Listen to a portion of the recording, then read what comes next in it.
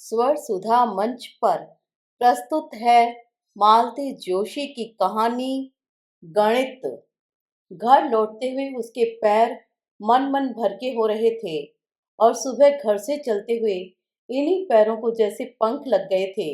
मन तो पैरों से भी 100 कदम आगे उड़ा चला जा रहा था। मुलाकात तो शाम की तय हुई थी, पर मन कल्पना के सतरंगी हिंडोले पर बैठकर सुबह से ही वहां पहुंच गया था। सवेरे पड़ोस में उसका फोन आया था।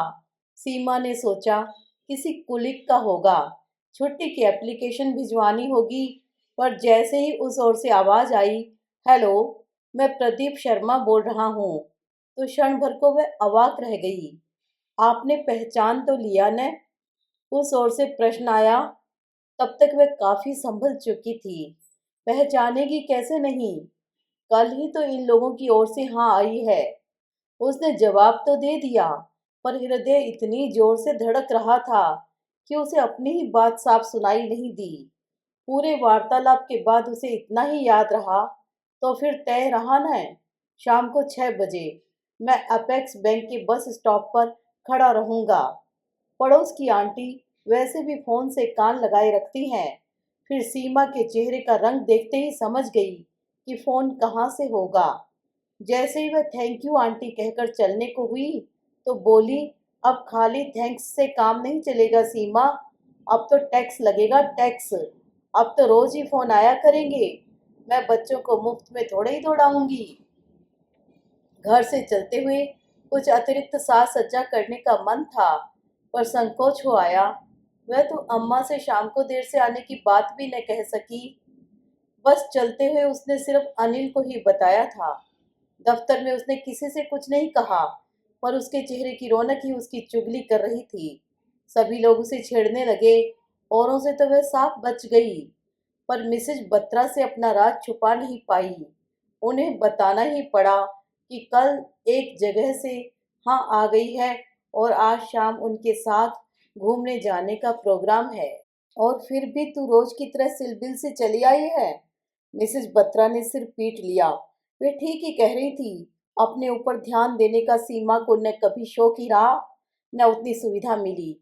उसका तो जन्म ही जैसे खटने के लिए हुआ था। कितने बसंत आए और चले गए, कितने सावन बरसकर बीत गए, पर उसके मन में कोई कोपल नहीं फूटी। उसका अंतर से कभी भीग नहीं पाया। बस काम और काम। पिछले साल अजय की नौकरी लगी, उसके लिए रिश्ते आने लगे। तब जाकर घर वालों को होश आया कि घर में ब्याहने योग्य कन्या भी मौजूद है। उन्हें तो शायद अब भी होश न आता, पर अजय ही जिद पकड़ गया कि पहले जीजी की शादी होगी, उसके बाद वह अपने बारे में सोचेगा। उसके बाद सीमा के लिए वर की खोज शुरू हुई, पर 29 साल की लड़की के लिए दूल्हा ढूंढना कोई आसान काम नहीं है, खासकर तब जबकि उस चेहरे की सारी रौनक काम ने सोख ली हो, वह असमय बुढ़ाने लगी हो। लोग देखने आते, चाय नाश्ता गटकते, ऊट पटांग सवाल पूछते और बाद में टका सा जवाब भेज देते। शादी के नाम से जीवन में थोड़ा स्वाद आ गया था। लगातार अस्वीकार झेलते झेलते वह भी जैसे चुकने लगा था। फिर शुभ चिंतकों ने दुहाजू लड़कों की लिस्ट थमाना शुरू कर दी। मजबूरियों से समझौता करने की कगार पर ही थी वह कि अनायास यह रिश्ता हाथ आ गया। अपनी खुशी तो वह जाहिर नहीं कर सकती थी, पर अम्मा ने कोई कसर नहीं छोड़ी। अड़ोस पड़ोस में जाकर सबको यह खुशखबरी दे आई। फिर अपने बरामदे में बैठकर सबको सुनाती रही कि लोगों ने तो जैसे मेरी बेटी को बुढ़िया ही बना दिया था। उफ, कैसे कैसे रिश्ते लाए थे, पर राम जी की माया देखो, उसके भाग्य में तो कुंवारा दूल्हा ही लिखा था और बहनों की शादी का तो बहाना बन गया। नहीं तो बताओ, ऐसा पढ़ा लिखा नौकरी वाला सुंदर लड़का कोई छोड़ देता? वह तो सीमा के भाग्य से ही इतनी उम्र तक अनब्याहा रह गया। मिसेज बत्रा सीमा का सारा इतिहास जानती थी, इसीलिए वे सिर्फ भुनभुनाकर ही नहीं रह गई। उन्होंने सेक्शन ऑफिसर को दोनों की हाफ डे की एप्लीकेशन थमाई और उसे लेकर अपने घर चली आई। घर आकर उन्होंने सीमा के चेहरे पर एक हल्का सा पफ लगाया, बालों को शैम्पू करके एक अच्छी सी हेयर स्टाइल बना दी। अपनी एक प्योर सिल्क की साड़ी और हैदराबादी मोतियों का सेट पहनने के लिए दिया। चलते हुए उसके पर्स और चप्पल तक का मुआयना किया। इसके बाद ही आदेश दिया, गेट सेट एंड गो। कितनी उमंग और अरमान लेकर वह मिसेज बत्रा के घर से निकली थी। सोचा था किसी एयर कंडीशन हॉल में कोई अंग्रेजी मूवी देखेंगे या किसी पॉश होटल में बैठकर कॉफी और कटलेट खाएंगे। पर वह भला आदमी उसे मयूर पार्क ले गया। बोला, बहुत सी बातें करनी है, भीड़ भाड़ में हो नहीं पाएंगी। पार्क की मखमली घास पर बैठते हुए आधा उत्साह तो वैसे ही खत्म हो गया था। फिर प्रदीप शर्मा की कहानी शुरू हुई। पिता की अकाल मृत्यु, माँ की छोटी सी नौकरी, 5 भाई बहनों का परिवार, घर का बड़ा और इकलौता लड़का होने की विवशता, 18 साल की उम्र से नौकरी, 2 बहनें जैसे तैसे ब्याह गई हैं, 2 अभी बाकी हैं। माँ भी 1.5 साल बाद रिटायर होने को है। सीमा से पूरे पूरे सहयोग की अपेक्षा है। सीमा को लगा प्रदीप शर्मा अपनी नहीं, उसी की कहानी सुना रहा है। फर्क सिर्फ यही था कि उसके पिता अभी जीवित थे, पर 2 बड़ी बेटियों की शादी करते करते इतना कंगाल हो गए थे कि तीसरी की न तो शादी ही की, न उसे आगे पढ़ने दिया। किसी तरह हायर सेकेंडरी करवाकर अपने ही दफ्तर में डेली वेजेस पर लगवा दिया। अब तो खैर वह परमानेंट हो गई है। अजय को इंजीनियर बनाने का सपना उन्होंने सीमा के बल पर ही पूरा किया। इस बीच सीमा के लिए जब भी कोई प्रस्ताव आया, पिता ने साफ कह दिया, अजय की पढ़ाई पूरी होने तक हम इस बारे में सोच भी नहीं सकते। उनका बस चलता तो वे कभी भी नहीं सोचते। वह तो अजय ही जिद पकड़कर बैठ गया था। प्रदीप के यहाँ भी यही हाल था। उसकी माँ तो अभी भी तैयार नहीं थी। चाहती थी एक लड़की और निबट जाती। शादी के बाद लड़के का मन कैसा हो जाएगा कौन जानता है। वह तो नाते रिश्तेदारों ने कोंच कोंच कर उन्हें मजबूर कर दिया। हो सकता है मम्मी शुरू शुरू में कुछ प्रीजुडाइज रहे, तुम बुरा मत मानना। एक बात और, अभी 2-3 साल तक हम बच्चे के बारे में नहीं सोचेंगे, चलेगा न? सीमा का मन हुआ तपाक से कह दे, मिस्टर प्रदीप शर्मा, 32 के आप अभी हो गए हैं, बच्चे क्या बुढ़ापे में पैदा करेंगे? पर कह नहीं पाई। शादी क्या, अभी तो सगाई भी नहीं हुई है। बच्चे की बात वह जबान पर कैसे ले आए? लेकिन फिर सामने वाले को यह संकोच क्यों नहीं है?